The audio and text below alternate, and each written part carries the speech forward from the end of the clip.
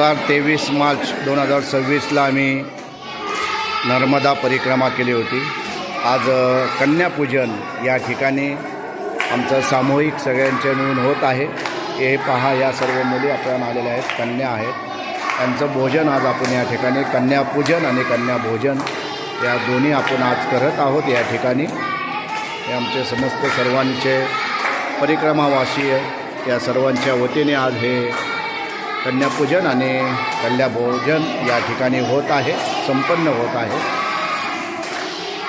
आपण कन्याभोजन करत आहोत, त्यानंतर कन्याचं पूजन होणार आहे.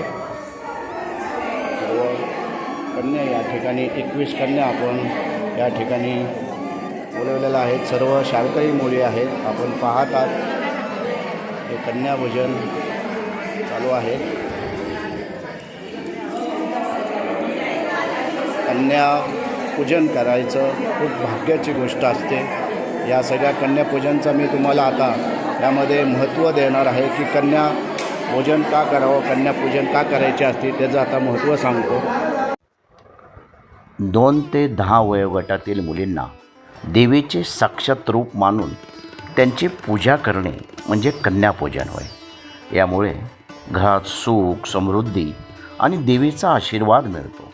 पूजेत मुलींचे पाय धुणे, कपाळावर कुंकू लावणे, आवडीचा प्रसाद देणे आणि भेटवस्तू व दक्षिणा देण्याची परंपरा आहे.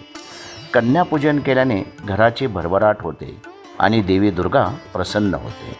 कन्यांचे पाय धुवून त्यांचे स्वागत करावे, त्यांच्या कपाळावर कुंकू लावावे आणि अक्षता व फुले व्हावी. त्यांना आदराने पुरी, हरवा, चणे असा प्रसाद खायला द्यावा.